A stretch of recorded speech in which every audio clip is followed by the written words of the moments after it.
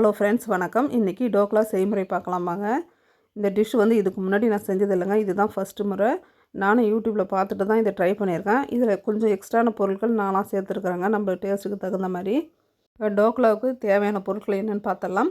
கடலை மாவு 300 கிராம் எடுத்துருக்கேன். அதை நல்லா ஜலிச்சு எடுத்துக்கணும், கட்டிகள் இல்லாமல் எடுத்துக்கலாம். இதில் ரவை வந்து 2 ஸ்பூன் அளவுக்கு நான் சேர்த்துருக்கேங்க. ரவை வந்து நான் பார்த்ததில் ரவை சேர்க்கலை, எக்ஸ்ட்ரா 2 ஸ்பூன் ரவை சேர்த்துருக்கேன். உப்பு தேவையான அளவு, சுகர் 1 ஸ்பூன் அளவுக்கு சேர்த்துருக்கேன். தயிர் வந்து ஒரு 2 கரண்டி அளவுக்கு சேர்த்துருக்கேங்க. 2 குழிக்கரண்டி அளவுக்கு 2 கரண்டி தயிர் சேர்த்துருக்கேன். தயிர் வந்து நம்மளுக்கு கொஞ்சம் புளிப்பாக இருக்கணும். புளிப்பாக இருந்துச்சு அப்படின்னா டோக்லா சாப்பிட கொஞ்சம் நல்லாவே இருக்கும். நம்ம சமையல் சோடா 1 ஸ்பூன் அளவுக்கு சேர்த்துருக்கேன். அப்போ தான் வந்து மாவு நல்லா சாஃப்டாக வரும். சமையல் சோடாவும் சேர்த்துட்டு நல்லா மாவை கலந்து விட்டுடலாம். மாவை நம்ம கலக்கும்போது ஒரே சைடில் தாங்க கலக்கணும். நம்ம மாற்றி மாற்றி இப்படி அந்த மாதிரி எந்த பக்கமும் மாற்றி கலக்கக்கூடாது. ஒரே ரொட்டீனில் தான் கலக்கணும். இப்போ ஒரு தட்டில் நெய் தடவிக்கலாம். நெய்யும் தடவிக்கலாம், ஆயில் இருந்தாலும் தடவி ரெடி பண்ணி வச்சுக்கலாங்க. மாவு வந்து ஒரு அரை மணி நேரம் அளவுக்கு ஊறணும். ஊறின பிறகு பிளேட்டில் மாற்றிட்டு நம்ம வந்து ஆவியில் வச்சு வேக வச்சு எடுக்கணும்.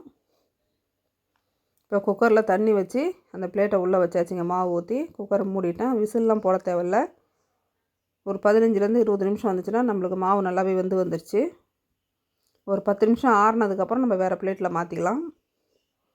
இப்போ மாவு வெந்துருச்சான்னு பார்க்குறதுக்கு இந்தமாதிரி நம்ம குத்தி பார்த்தோம் அப்படின்னா நம்மளுக்கு தெரியும் எந்த அளவுக்கு மாவு வெந்திருக்கு அப்படின்ட்டு. இப்போ வேறு பிளேட்டில் மாற்றிட்டு நம்மளுக்கு எந்த ஷேப்பில் தேவையோ அந்த ஷேப்பில் கட் பண்ணி எடுத்துக்கலாங்க.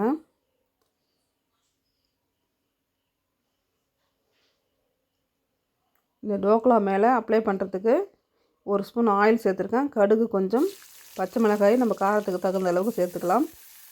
கொஞ்சமாக கருவேப்பிலை, கொத்தமல்லி தழை சேர்த்துக்கணும்.